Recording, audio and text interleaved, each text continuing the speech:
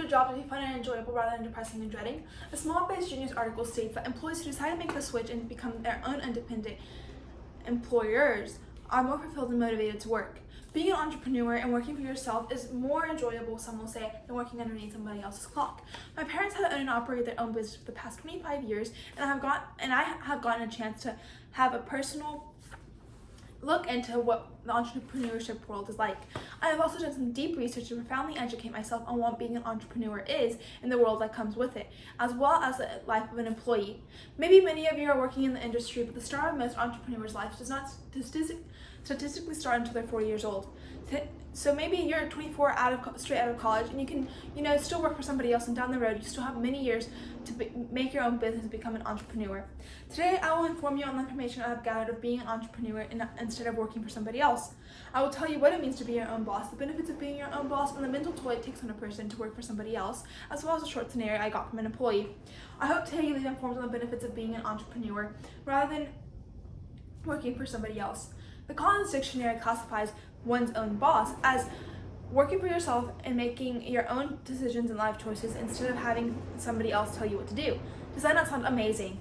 A Forbes article states that 27 million Americans will be expecting to leave the workforce and route for self-employment by 2020.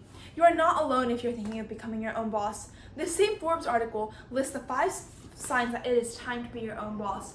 Number 1 being, the dream does not go away. You're tired of climbing the ladder. You're feel suffocated at work. You're tired of your work persona. And lastly, your status quo is worse than the change. Maybe you might be scared of all of the money that comes with starting your own business, but let me tell you, it is a large investment, but there are loans out there that can help you start your own business, and there are many benefits of owning your own business. This Small Biz Genius article states that right now is the best time to become an entrepreneur.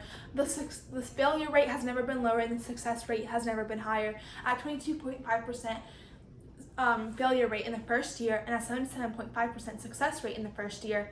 The same article states that being an entrepreneur is a great career choice for good work and life balance, and you get a better income. I gathered from a Real Business Rescue website the top 10 benefits of being your own entrepreneur. Today I will only state a few. Greater control, higher motivation and morale, flexible work hours, and lastly and most importantly, you get to retire sooner. Of course, aside from the many financial benefits of being an entrepreneur, there are a lot of mental side effects of working for somebody else.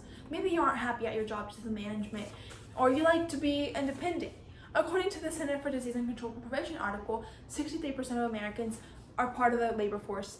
Many of these Americans have mental health disorders that later on in life lead on to physical health problems as well. Mental health is what affects the workplace right now in America the most. So, there are poor mental health side effects in a job are job performance and productivity is very low, engagement in one's work is not good, communication between coworkers is not good, and lastly, it affects the physical capability and daily function of an employee at work. Mental illness, as such as depression, is associated with higher rates of disability and unemployment, according to the same Center for Disease and Prevention Control article. Depression interferes with a person's ability to complete physical job tasks around 20%, and it affects somebody's cognitive performance at 35%. Only 57% of employees will diagnose themselves with mild depression, and only 40% will diagnose themselves with severe depression. So yeah, of course there's solutions to this that your coworkers can help, like communication, but this will not always be effective. So here I will state a short scenario of how your mental health can decrease in the workplace. Maybe you start a new job on Tuesday at a restaurant, and by Friday you get this couple of days to get a hang of things and see how it is, and by Friday they give you your own section. This restaurant is usually jam-packed on weekends, and they give you your own section consisting of like maybe a party table and 3 small tables. And you get this one table of 6 people, and they're very demanding. They're asking you many questions about the menu, many questions about the drink menu, and about the food menu, and what comes in this, what comes in that, can I do this instead? And you also at the same time, you're stuck with this one table, but you're still not exactly at the point of where you're used to working at the restaurant and you can't give them the exact answers to their questions, and you still are getting sat down at these other tables and you can never attend these other tables correctly because this one table is very demanding. And at the end of the night, your manager, the person in charge gets onto you because these other tables got really poor service because you were attending the 6-party table. Yeah, of course, the manager could have helped by, maybe stop sitting your tables down because he saw that you were a little bit behind with this one big party, or maybe the manager could have helped you with these other tables, or maybe they could have given you a couple more days to get used to the hang of things. Aside from this, you also have your pet fish died. With this being said, you just had a terrible day at work and you can't quit because you need this job in order to pay off your bills and, get on with life. So this will make somebody have some serious depression issues and some mental issues, and it's in the long run it just takes a huge toll on you, and after work all you do is cry.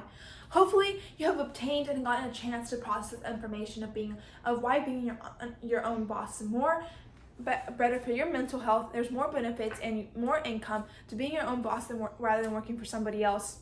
Working for yourself is good for your mental and physical health. I hope you understand the many benefits of being your own boss rather than working for somebody else. I told you what it means to be your own boss, the benefits of being your own boss, and the mental toll that it takes on you. It takes on a person to work for somebody else, as well as a short scenario. So today I would like to leave you with one question and one question only. What will you be leaving today? Do you want to be your own boss or not?